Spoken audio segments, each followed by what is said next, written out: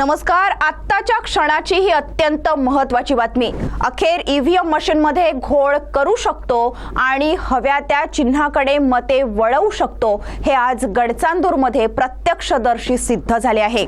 आज तागायत काँग्रेसचे नेते राहुल गांधी हे जनतेला ईव्हीएम मशीनबाबत ओरडून सांगत असताना जनता त्यांना मूर्खात काढत राहिली. मात्र अखेर राहुल गांधींचा अभ्यास येथे खरा ठरलेला दिसत आहे. गडचांदूर येथे एका मतदाराने नगाराच्या बटनावर बोट दाबले आणि कमळाचा लाईट लागल्याने मतदान केंद्रातच त्या संतप्त मतदाराने ईव्हीएम मशीन जोरात जमिनीवर आपटून फोडून टाकली आणि परिसरात एकच खळबळ माजली.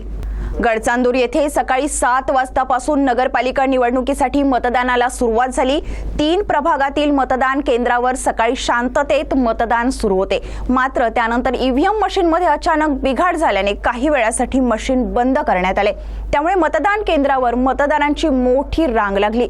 दरम्यान त्यानंतर पुन्हा सुरळीत मतदान सुरू झाले. मात्र सायंकाळी 5:20 सुमारास आदर्श हिंदी विद्यालय बूथ क्रमांक 2 येथे राम दुर्गे हा मतदार मतदान करण्यासाठी गेला. त्याने नगारा चिन्हासमोरचे बटन दाबले. मात्र भाजप उमेदवाराच्या नावासमोरील कमळ चिन्हाचा लाईट लागला. या प्रकारामुळे मतदार दुर्गे चक्रावून गेले. त्याने या प्रकाराची मतदान केंद्र अधिकाऱ्याकडे तक्रार केली. दरम्यान त्याच वेळी या प्रकारामुळे संतापलेल्या दुर्गे याने ईव्हीएम मशीन हातात पकडली आणि जमिनीवर जोरदार पटकून मशीनच फोडून टाकली. या सर्व प्रकारामुळे मतदान केंद्रावर एकच गोंधळ उडाला.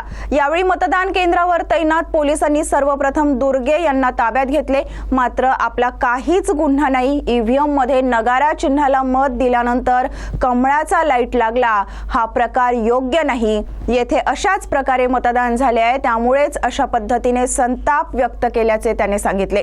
हा सर्व प्रकार सुरू असताना मतदान केंद्रावर मतदानासाठी एकत्र आलेल्या संतप्त मतदारांनी भाजप मुर्दाबाद अशा घोषणा देत भाजपाचा निषेध केला.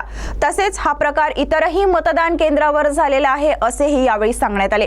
या घटनेनंतर मतदान केंद्रावर मोठा हंगामा व गोंधळ सुरू झालाय. मतदान केंद्रावर लोकांनी गर्दी केली असून कडक पोलीस बंदोबस्त तैनात केला आहे. काँग्रेस तसेच इतर विरोधी पक्षांनी सर्वच मतदान केंद्रावर तपासणी करावी अशी मागणी देखील करण्यात आली आहे. ईव्हीएम मशीन फोडल्यानंतर ती मतदान केंद्रावर तशीच पडून होती.